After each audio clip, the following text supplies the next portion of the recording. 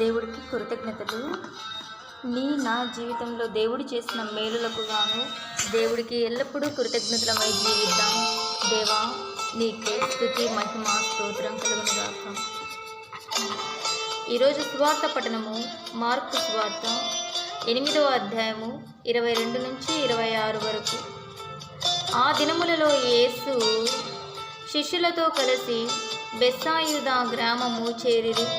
అచట కొందరు ప్రజలు ఒక గుడ్డివానిని యేసు వద్దకు తీసుకొని వచ్చి వానిని తాకవలయునని ఆయనను ప్రార్థించి, యేసు వానిని చెయ్యి పట్టుకొని ఊరి వెలుపలకు తీసుకొని పోయి వాని కన్నులను ఉమ్మి నీటితో తాకి తన చేతులను వానిపై ఉంచి, నీవు చూడగలుగుచున్నావా అని ప్రశ్నించెను.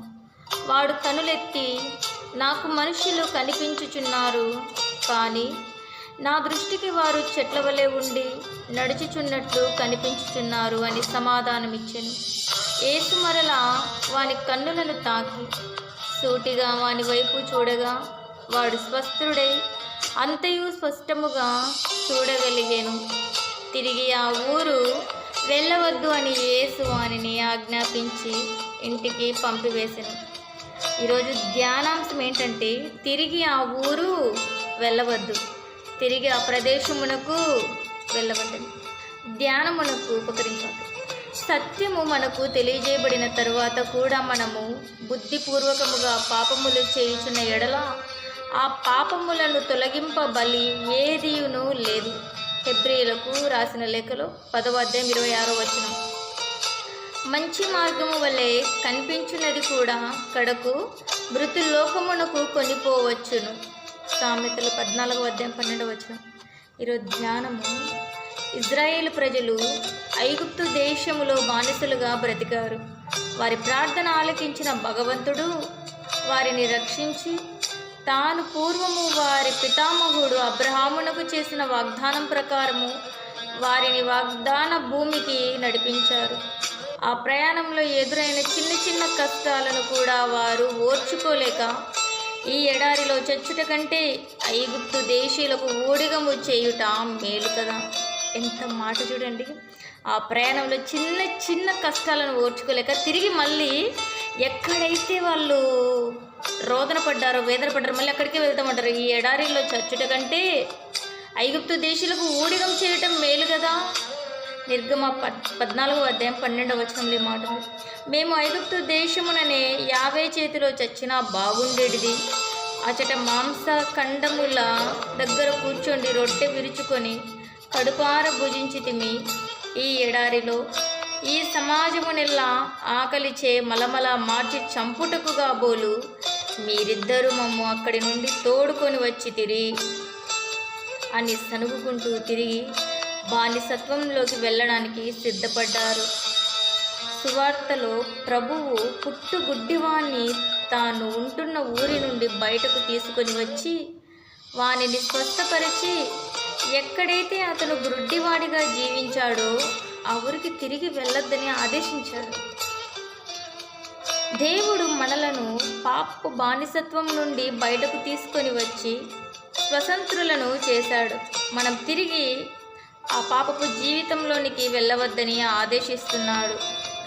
పాపాత్మురాలైన స్త్రీ యొక్క పాపాలు క్షమించి వెళ్ళుము, ఇక పాపము చెయ్యకుము. యోహాను 8వ అధ్యాయం 11వ వచనం అండి. పాపాత్మురాలైన స్త్రీ యొక్క పాపములు క్షమించి వెళ్ళుము, ఇక పాపములు చెయ్యకుము అని ఆమెను పిలుపునిచ్చారు. మనం మాత్రం పాపానికి అలవాటు పడి ఈ జీవితాన్ని అనుసరిస్తున్నాము. నాగటి మీద చెయ్యి పెట్టి వెనుకకు చూచువాడు ఎవ్వడు దేవుని రాజ్యమునకు యోగ్యుడు కాడు. మనలను రక్షించడానికి దేవుడు నిర్ణయం తీసుకున్నారు. ఆయనను వెంబడించడానికి మనం సిద్ధంగా ఉన్నామా?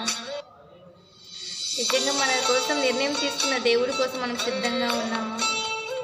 తిరిగి ఆ ఊరు వెళ్ళవద్దంటే ఒక్కసారి దేనివల్ల అయితే మనము అవమానాలు, నిందలు పడ్డామో ఆ చోటికి తిరిగి వెళ్ళని అవసరము లేదు.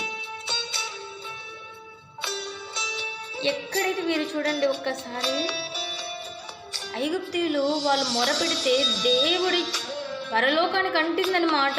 ఆ ప్రార్థన, వాళ్ళు ఏడుపులు పరలోకానికి వెళ్ళి ఆయన చెవుల వరకు తాకాయి. కానీ వాళ్ళు ఏమంటున్నారంటే, చిన్న చిన్న కష్టాలకు కూడా వారు ఓర్చుకోలేక ఈ ఎడారిలో చచ్చట కంటే ఐగుప్తు దేశాల దగ్గర ఊడిగం చేస్తారంట. అక్కడంట రొట్టె విరుచుకొని కడుపార భుజించితిమి, ఈ ఎడారిలో ఈ సమాజమునెల్లా ఆకలిచ్చే మలమల మాటి చంపుటకుగా బోలు మీరిద్దరు మమ్మ అక్కడి నుంచి తోడుకొని వచ్చి అని సనుక్కుంటూ తిరిగి బానిసత్వంలోనికి వెళ్ళడానికి సిద్ధపడ్డారు. ప్రభు ఏమంటున్నాడంటే, నీవు రక్షణ పొందిన తర్వాత తిరిగి ఏ వ్యసనాలనైతే విడిచిపెట్టావో ఆ వ్యసనాల వైపు తిరిగి చూడొద్దండి. రక్షణ కోసం నీవేదైతే త్యాగం చేశావో అది నీ రక్షణ సాక్ష్యంలో స్థిరంగా ఉండాలి, ఎప్పటికీ కూడా స్థిరంగా ఉండాలి. దేవుడే మన సాక్షి, మన జీవితమే ఒక సాక్ష్యమై దేవుడి కొరకు జీవిద్దాం, పాపపు అలవాట్లను వదిలేద్దాం. ఆమేన్, ఆమేన్.